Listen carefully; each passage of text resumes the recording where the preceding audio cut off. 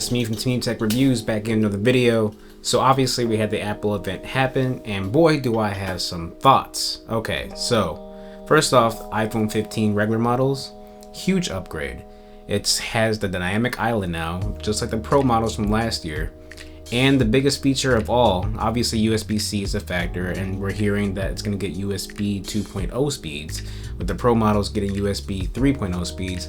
Not quite Thunderbolt 4 speeds, but definitely 20 times faster than regular USB 2.0, which finally means we can upload our ProRes videos, especially onto our Macs or PCs or laptops that have Thunderbolt compatibility and access to that type of transfer speed.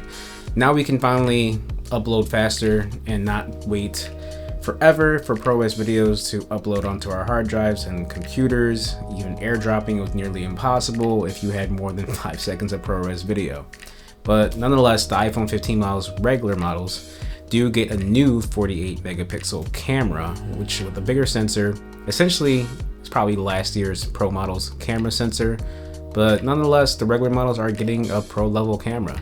You don't get to use Pro RAW because it's not a Pro phone. It's gonna be limited by software that way, but you still get that 48 megapixel bigger sensor. And now you can finally, well, not finally, but it's a feature, I guess. You can do 2 times optical zoom, where basically Apple utilizes the sensor size and crops down on that sensor for you to zoom in, even giving you that optical like image basically.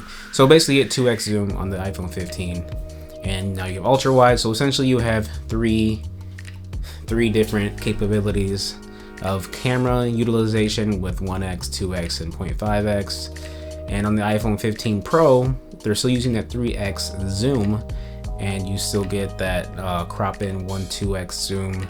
But the real star of the show is the 5x zoom. So they're replacing the 3x zoom with the 5x zoom on the Pro Max models only, and you get to utilize finally, it's not really a periscope zoom lens. They use a different type of technology, or they utilize the number of different mirrors so it can travel to the sensor at a longer amount of time in order for you to get that optical zoom. Nonetheless, whatever magic they're working, you get 5x zoom at 120 millimeters equivalent. And now they're bragging about having 7 different zoom ranges on the iPhone 15 Pro Max, where basically the main sensor, since it's bigger than last year's Pro Max Pro models, sensor size, whatever. Tongue twister when you say Pro Max over and over again. But the sensor size is bigger than last year's Pro models, meaning that they get to utilize the entire sensor to do an optical zoom, so that way you're not really losing quality when you zoom into these different levels. So they have, I believe, I'm gonna put up on the screen, but if I can remember, it's 18 millimeter, 24 millimeter, and 35 millimeter, or is 28 millimeter in there? I know for sure they have a 35 millimeter zoom, and with the most you can zoom in on the main sensor is 35 millimeters without any loss of quality. Not using a digital zoom, you're still utilizing that main sensor, just cropping in on that sensor, and which in turn should lower the megapixels since it's 48 megapixels. But I don't know, we'll see how it turns out with the tests that come out. I'm gonna pre-order mine, and this is probably gonna be the last time I upgrade my iPhone. Honestly, the only reason why I'm upgrading this year is because, one, the battery life in the 14 Pro Max is utter trash. Battery capacity for me has gone down to 88%. I don't know if it's due to wireless charging, the battery overheating, and that causing the battery life to deteriorate over time. But I will be upgrading to a 512 gigabyte storage model, because I don't think anybody should ever get 1 terabyte for the iPhone. But since ProRes, thanks to the A17 Pro chip, I don't know why they just call it A17, but whatever, they really want to sell people on the Pro names, because people always want Pro. So you use Pro, people won't buy it. Marketing. But anyway, this powerful chip is only, I think, according to Max Tech's videos, 20% better than the A16. I don't know. So apparently it's capable of doing ProRes 60 frames per second, finally at 4K, and cinematic mode, I believe is what they said as well. So that's cool, finally. So ProRes 60, the file sizes are going to be huge. But thankfully, you can record ProRes 60 frames per second directly into an external hard drive, thanks to those Thunderbolt speeds basically almost. And you get to utilize it that way, and that's a really huge advantage. So kudos to Apple for doing that. So with that in mind, you don't really need to do 1 terabyte, because if you know you're going to record video files that are that large, you can just transfer into an external hard drive and then keep your iPhone storage space neat. Not to mention the storage space, they are also upgrading iCloud Plus to more than 2 terabytes now. Now you're going to have a 6 terabyte and a 20 terabyte option. And I imagine that's going to be like over $100, because we're already spending $10 a month on 2 terabytes. I'm willing to go a little extra, $10 more for 6 terabytes, but we'll see what the cost of that is going to be. Probably expensive, knowing that it's Apple. But back to these cameras. I'm really excited about the cameras. All I wanted was USB-C and a 5x zoom. I've always been jealous of Galaxy's capabilities of 10x zoom.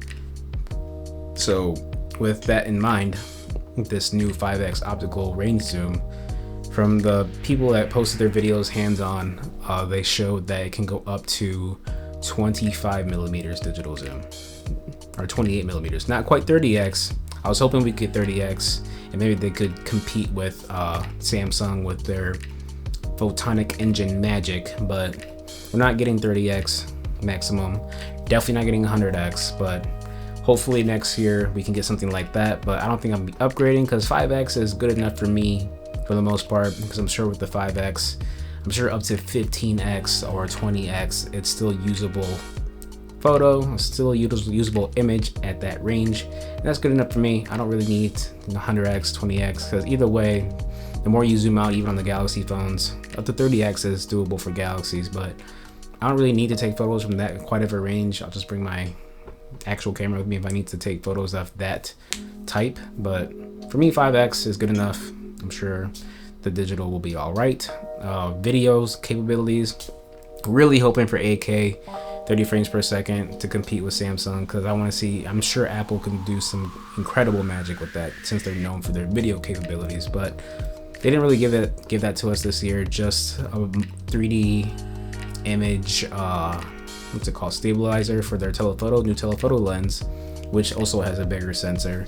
Even though it's a 2.8 aperture, it's still a bigger sensor, so it should be able to let some good amount of light inside for some decent photos.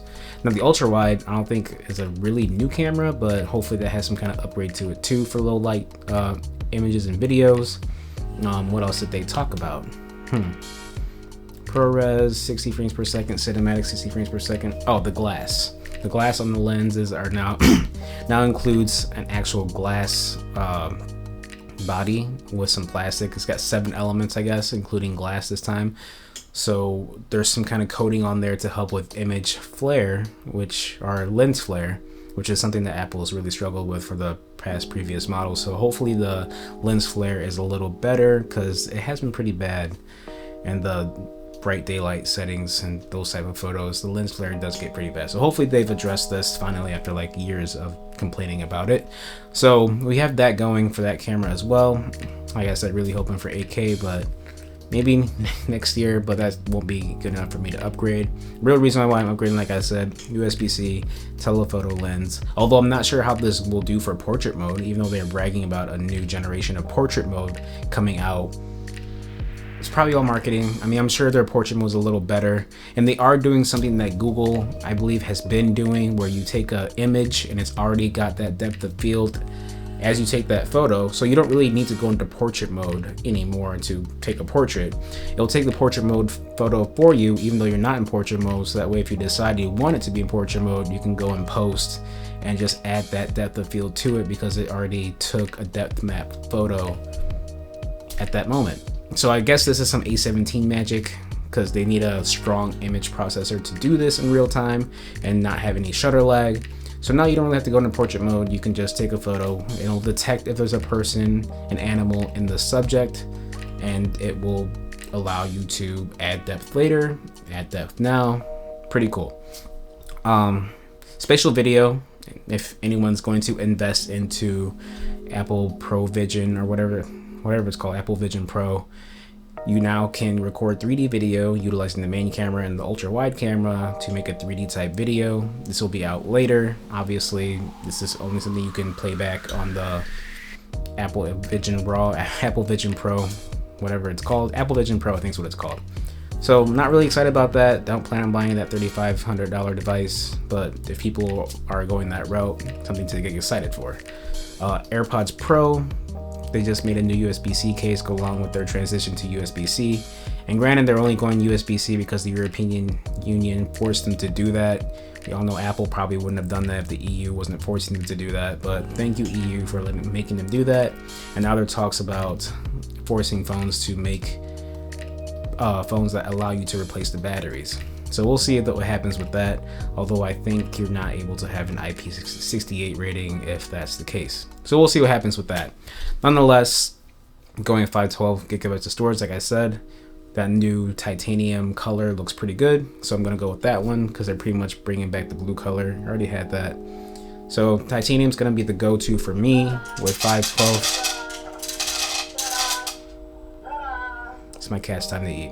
So I'm going with 512 gigabytes of storage here, and yeah, hopefully the phone is very capable and the camera is much better than last year's and the battery life is much better, and we'll just see how it goes.